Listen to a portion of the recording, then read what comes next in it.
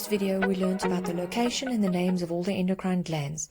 In this video, we'll be looking at the functions of every hormone and the names of all the hormones. Here we have a summary of the names of all the glands, as well as the hormones that are made by each.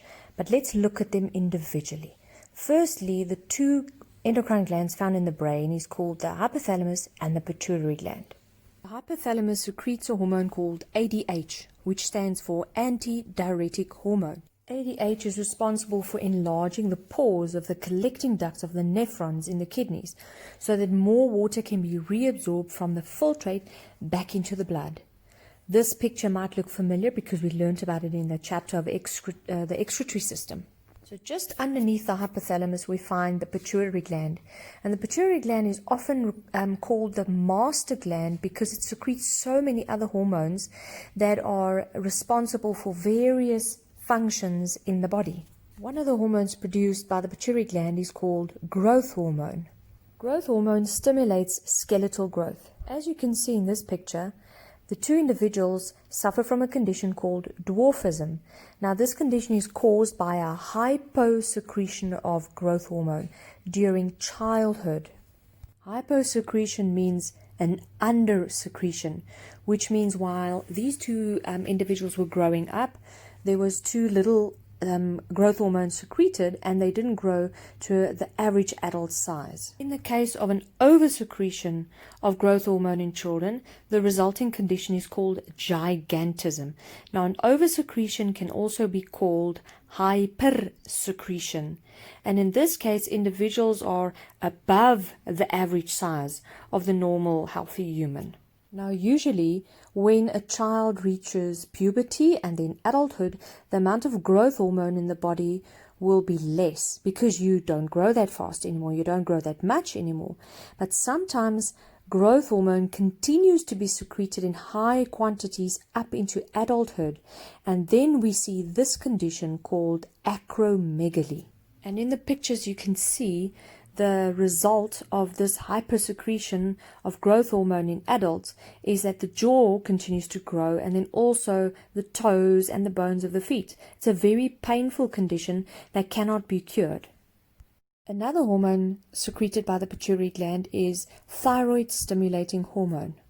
The thyroid gland is the butterfly-shaped endocrine gland that is positioned around the front of the trachea in the throat, while the pituitary gland is that little gland found in the brain. Now, this pink arrow shows how the pituitary gland secretes TSH, thyroid stimulating hormone. And this hormone, as it reaches the thyroid gland, it causes the thyroid gland to start making its own hormone called thyroxine.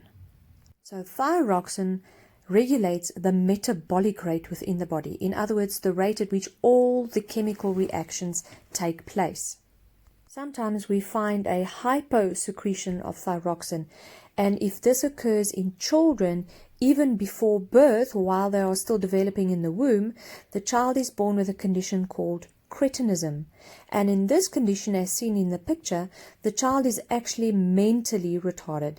It's not developed the way that it should, the brain is behind, and life expectancy is really limited. You can't cure this condition because when thyroxine was supposed to cause normal development, even before birth, it didn't happen. So the damage is permanent. If thyroxine levels really decrease in adulthood, we find a condition called myxedema. And myxedema, as you can see in this individual, causes a very sluggish and slow metabolic rate. So the person will always be tired, have a lack of energy, find it difficult to concentrate, and not even want to eat that much. Yet you see fat deposition, especially under the eyes and the belly, and it's not because this person is overeating. It's simply because the metabolic rate is so slow that whatever food is consumed is immediately stored as fat. Luckily, because it's in adulthood, it can be easily treated by giving extra thyroxine or thyroid stimulating hormone. The pituitary gland also secretes the reproductive hormones like follicle stimulating hormone, luteinizing hormone, prolactin, and oxytocin. Follicle stimulating hormone, or commonly known as FSH, stimulates oogenesis, which is the process through which an ovum is formed or developed inside the female ovary. While in males, FSH will actually stimulate spermatogenesis, which means the production of sperm in the testes.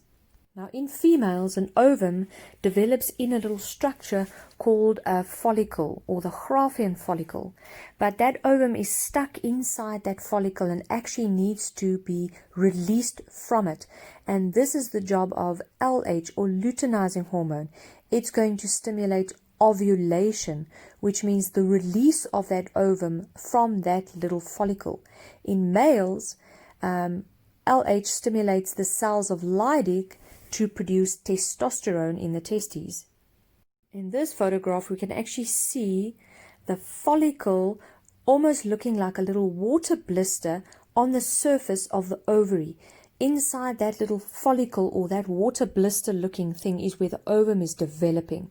Now, FSH causes the development of that ovum inside the follicle, and then it's the job of luteinizing hormone to cause that follicle to rupture, releasing the ovum, and that process is called ovulation. The other two reproductive hormones are called prolactin and oxytocin. Prolactin is the one that stimulates the mammary glands to produce milk for the baby after the birth process, while oxytocin is the one that causes the contraction of the uterus during the birth process. All these reproductive hormones, however, we will study in much more detail when we do the human reproductive system. The adrenal glands found on top of the kidneys produces the next hormone called adrenaline. Now, adrenaline is responsible for the fight or flight reaction. Adrenaline is secreted during stressful situations to prepare and help the body cope by either fighting the threat or by fleeing from the threat.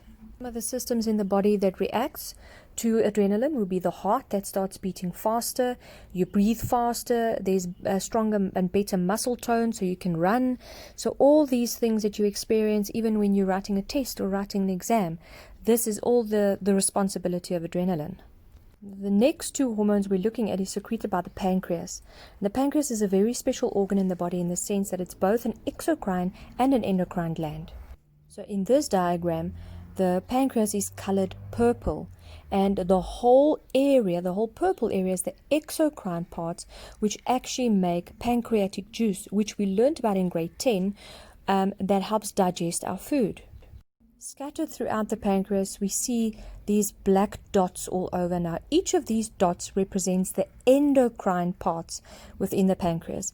These endocrine parts are actually each an individual endocrine gland called an islet of Langerhans. And it's these little islets of Langerhans that actually make the hormones called insulin and glucagon. In grade 10, we learned that when we eat carbohydrates, they are digested into the building blocks called glucose. These glucose molecules are then broken down in each cell to release the energy during respiration, which we need to keep us alive. Excess glucose gets stored in the form of glycogen. If you eat too much glucose and your glycogen stores are full, only then does the glucose get changed and stored as fat.